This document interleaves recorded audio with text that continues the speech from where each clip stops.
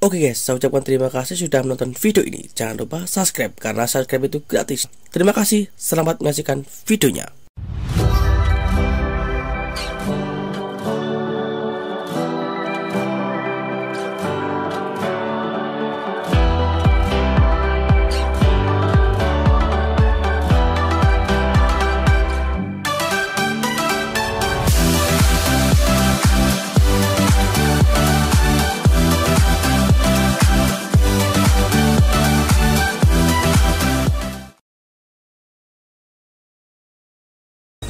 Di ibadah itu bukan tempat untuk meminta, mintanya sama Tuhan, sama Tuhan. Kalau di sini itu, misalnya orang ke sini kalau mengatakan cari kesugihan, atau mungkin cari pengwarisan, atau cari kesaktian di sini, tidak ada. Ini tidak ada. Sini adalah sejarah dari masuknya agama Islam yang ada di Ludoyo, itu yang pertama. Kemudian perjuangan dari pusaka ini yang mau diambil dari Belanda itu sungguh perjuangan sangat berat, karena pusaka itu adalah pusaka yang fenomenal. Kalau zaman dulu katanya, itu dari sejarah yang saya baca, itu bisa untuk mengalahkan orang-orang sakti zaman dahulu, karena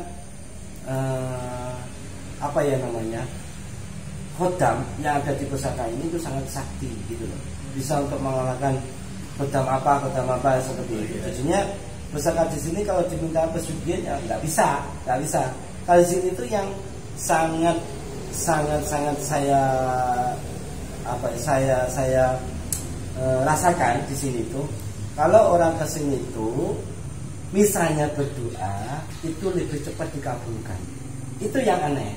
Nggak tahu, sama Tuhan itu lebih cepat dikabulkan daripada berdoa di rumah. Mungkin itu ketika saya telah betul-betul, itu pernah ada cerita Nabi juga kan. Cerita Nabi itu nggak dikabulkan, tapi ternyata ketika berdoa di tempatnya suci dikabulkan.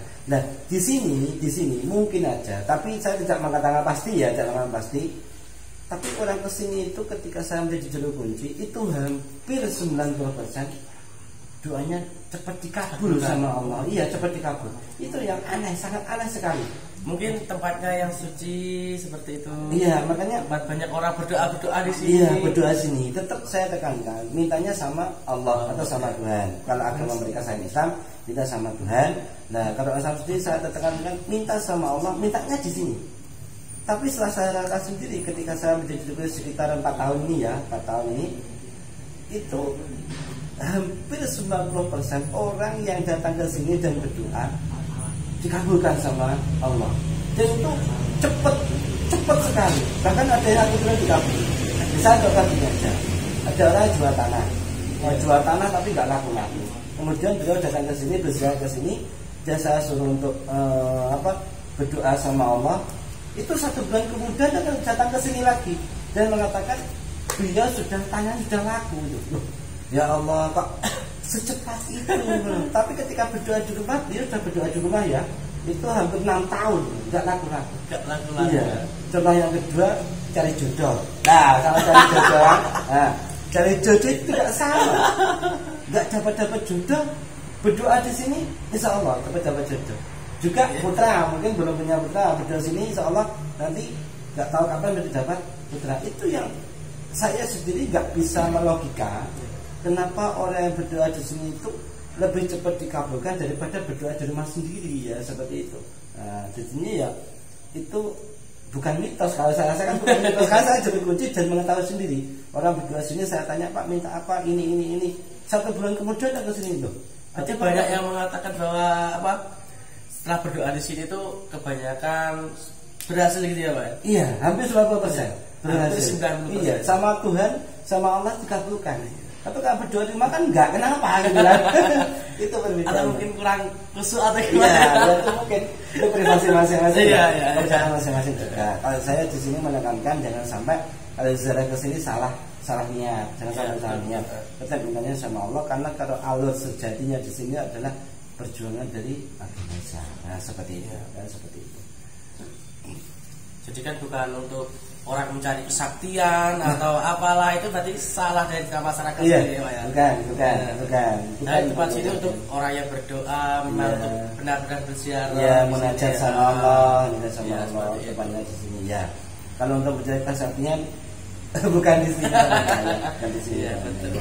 Ya, seperti itu. Saya takutnya nanti dari masyarakat kan saya bikin konten untuk meluruskan sejarah itu sendiri supaya sejarah itu tidak melebar dengan salah gitu loh maksudnya. Ya, betul, betul. Seperti itu. Yang paling inti aja, kalau mau berdoa silahkan datang ke sini. Untuk semua Agama, ya. Semua agama, itu semua agama, bukan Islam Pak. Bukan Islam Pak. Ini misalnya agama lain yang selain Islam mau berdoa sini bisa, nggak apa-apa. Itu juga nggak tahu juga. Itu Tuhan juga mengabulkan juga seperti itu, dan mengabulkan juga berdoa di sini ya. Gitu. Untuk berdoa sini itu ada syarat-syarat tertentu atau gimana Pak? Syarat untuk kayak bawa apalah seperti itu. Kalau persyaratan tertentu tidak ada. Yang pasti yang tidak boleh itu keadaan haid, ya, terus berpakaian sopan itu aja. Kalau masyarakat itu namanya berziarah tanah Jawa ya, tanah Jawa itu ya namanya berziarah atau dikatakan nyekar. Itu bisa bawa bunga, ya, bawa ratus gitu.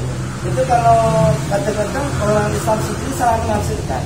Kalau ratus itu katanya memanggil setan, ya, banyak yang seperti itu. Ya, setan itu kata itu syirik atau apalah gitu. Ya, itu saya juga sangat prihatin sekali karena dupa atau ratus itu bukan sesuatu yang bisa memanggil setan. Setan itu nggak usah pakai itu udah datang, nggak usah pakai udah datang. Itu hanya untuk apa ya namanya, supaya bau itu tidak keringat, tidak tercium. Kemudian kalau bawa bunga tersebut adalah ada Jawa aja, adanya orang Jawa itu kalau nyekar bawa bunga, kita ngirim dari kuburan bawa bunga, ya. Kalau kirimnya ya tetap pakai Fatihah, tetap pakai takbir. Ya. Sudah adatnya dari Jawa ya, mungkin Jawa itu seperti itu. Saya juga ngerti wong saya lahir itu ketika mau kuburan harus bawa bunga ya. Tapi memang ada beberapa hadis yang mengatakan kalau mau berziarah ke kuburan itu baunya wangi itu akan meringankan dosanya orang yang ada di dalam kubur. Itu memang ada keterangannya seperti itu, ada. Cuma saya lupa hadisnya. Itu memang ada keterangan, saya pernah baca itu. Kemudian kalau di sini kan pusaka. Yeah. Kenapa harus bawa bunga kan? Bawa bunga pakai ratus dan sebagainya seperti itu. Kalau pusakanya kan cuma benda. Tapi yang dijaga khodamnya. Khodamnya itu kan daharan mereka kan bau, kemudian doa dari kita seperti itu. Jadinya kalau mereka itu yang menurut istiqoroh saya sendiri, mereka juga melakukan ibadah yang sama. Nggak tahu dikatakan jin apa, gimana saya nggak ngerti juga. Tapi yang pasti namanya Kiai Prada itu dunia adalah manusia, bukan macan ya Mas, bukan macan ya. Itu tuh meluruskan juga Pak. Katanya kan kalau dia malah jadi macan atau gimana gitu. Iya, bukan. Soalnya takutnya kalau masyarakat melebarnya dengan salah seperti itu. Iya. Kalau harimau atau macan sendiri itu bukan Kiai Prada, itu adalah khodam-khodam atau ada jin-jin yang berbentuk harimau. Tapi kalau Kiai Prada sendiri itu adalah manusia kita ini ya, manusia. Bahkan sebelum di kerajaan Kartosuro 1706, pusaka ini sudah ada sejak 1303 Masehi. Itu pada zaman era Prabu Siliwangi. Itu yang tidak tersejarah, tapi saya belum bisa mengatakan detailnya itu perjalanan gimana karena saya belum mendapatkan sejarah yang otentik. Cuma yang saya tahu sejarah ini dahulunya beliau Kiai Prada pernah menulis lewat kasyaf saya. Itu pusaka ini dibuat oleh namanya Resi Singobarong, itu pada tahun 1303, jauh sebelum adanya Kartosuro, jauh sebelum adanya masyarakat tentang pemahaman bahwa ini adalah dari sini dan itu dan sebagainya, jauh sebelum itu. Jadinya ya nggak tahu juga ya Mas ya. Itu makanya ya kalau mengatakan ya benar jadi macan itu. Kalau mau jadi macan, kalau apalah seperti itu ya. Ada juga yang mengatakan gini, kalau nggak disiram itu apa jadi macan? Nggak tahu, belum pernah kan, nggak disiram, belum pernah kan. Nah, kalau adat Jawa itu kalau kita punya pusaka setiap hari apa ya kan harus memang adatnya dicuci atau gimana kan? Itu kan bulan Suro. Ya seperti itu kan. Ya perbedaannya jangan Kiai Prada. Kalau pusaka tanah Jawa itu kan kebanyakan bulan Suro. Yeah. Kalau di sini kan bulan Maulid sama itu filosofi sebenarnya. Filosofinya ini adalah bentuk kita penghormatan Rasulullah ya pada Rasulullah karena ini zamannya Islam. Yeah. Itu kalau zaman dulu katanya di sana itu pakai sholawat. Makanya sini ada jedor namanya jedoran atau sholawatan ya. Ya, betul, ya betul, pakai betul, itu jadinya penghormatan kepada Rasulullah mengumpulkan masyarakat dengan cara menyiram pusaka itu membentuk filosofi bahasanya kalau kita ayo sholawatan bareng-bareng kan nggak mungkin ngumpul pada zaman dulu kan. Iya, betul. Makanya pakai pusaka ini. Pakai pusaka. Jadi tujuan itu mengumpulkan masyarakat supaya bersolawat bersama. Bersamaan dengan melihat pusaka itu disirami. Karena pusaka itu adalah pembuatan dari orang Islam. Sesungguhnya barang itu Islam. Ya, makanya banyak masyarakat yang tidak mengetahui bahwasanya ini adalah ibadah. Bukan di atasnya ibadah masih ada namanya. Pusaka itu dibuat di mana, Pak? Ya saya kurang tahu itu. Kurang tahu juga, tapi yang saya ketahui dari istiqomah saya itu cuma tahunnya aja 1303 Masehi.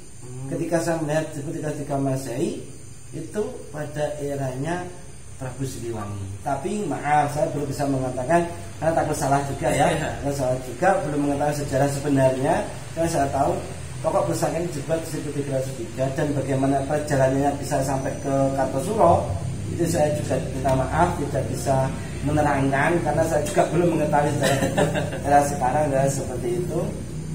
Jadi yang saya terangkan pada masyarakat jangan sampai salah bahwasanya Kiai Prada itu adalah macan, bukan macan.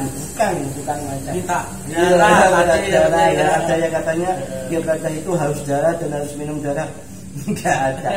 Cuma pesan gini, pada siapapun di khalayak ramai masyarakat umum, kalau ingin bertemu dengan beliau silahkan baca Fatihah 7 kali, kemudian ditujukan tawassukan kepada Kiai Prada tersebut. Insya Allah nanti bisa bertemu dengan beliau. Tapi orang Islam ya, seperti itu pesannya saya. Kalau kesini itu kalau ngirim doa ya, kalau orang Islam ya pakai Islam, pakai tahlil, pakai Fatihah ya seperti itu. Bukan istilahnya dengan darah atau wedang kopi atau rokok ya. Maaf ya. Ada juga ya seperti itu, sangat tidak benar sekali karena disayangkan sekali ya Pak ya. Sejarah itu kebanyakan nanti salah digunakan seperti itu. Iya, ya itu makanya pernah ada tamu juga itu ya maaf ya. Di sini bawa wedang kopi, bawa rokok, bawa gula merah. Untuk apa ya Pak? Untuk minumnya Kiai Prada. Beliau pernah pesan satu bersama saya itu filsafat ya. Filsafat ini gini. Wong kang slamet iku wong kang bisa ndelehno nafsune. Ini untuk semua masyarakat ya. Itu bisa dipakai untuk semua masyarakat. Wong kang slamet iku wong kang bisa ndelehno nafsune. Ya, nafsune itu pesannya beliau kepada saya sebelum menjabat menjadi juru kunci. Ya. Kemudian ketika sudah saya menjadi juru kunci, beliau selalu minta satu Yasin sama tahlil. Itu ya beliau selalu minta tiap bulan. Makanya kita mau cuma lagi di sini ada adat namanya khatmul Quran, Radul Hadab, kemudian istighosa, kemudian tahlil. Itu tiap mau cuma lagi bersama selawatan atau sebut orang Jawa dengan jedoran ya. Itu selawatan ya, itu yang terjadi di sini. Jadi jangan sampai salah ya Mas, jangan sampai salah. Takutnya tuh masyarakat sendiri nanti kalau nggak diluruskan nanti ceritanya tuh kasihan yang anak cucu-cucunya. Jadi kan tafsiran ya, seperti itu. Kira-kira seperti itu ada sejarah gitu. Untuk pesan dari masyarakat, panjenengan ada? Ya untuk masyarakat semuanya, pusaka Kiai Prada ini adalah peninggalan dari orang terdahulu dan untuk penyebaran agama Islam di tanah Jawa. Siapa saja yang mau berziarah ke sini boleh. Kemudian jangan sampai salah niat kalau ke sini ya, cari kesugihan atau kesatian itu. Terus yang kedua kirim doa kepada Pak Luhur dulu bisa melalui Fatihah atau tahlil untuk orang Islam. Kalau agama selain Islam ya menurut kepercayaan mereka masing-masing seperti itu. Kemudian yang ketiga jangan sampai salah asumsi bahwa Kiai Prada ini adalah harimau dan sebagainya itu bukan ya. Memang harimaunya ada, tapi bukan dia berada. Itu memang khodam. Iya, khodam yang ada di sini, yang berada di sini itu memang banyak sekali harimaunya. Kemudian yang terakhir, tetaplah jaga nafsu, jaga hati supaya kita bisa selamat dunia dan akhirat untuk semua masyarakat yang ada di seluruh sekitarnya, khususnya umumnya untuk masyarakat Indonesia karena adalah milik Nusantara. Iya, bukan milik Indonesia. Gitu. Jadi seperti itu. Terima kasih buat Bapak Hadi yang sudah meluangkan waktunya dan tempatnya. Sekian dari saya, terima kasih. Assalamualaikum warahmatullahi wabarakatuh. Assalamualaikum warahmatullahi wabarakatuh. Salam Pokjo.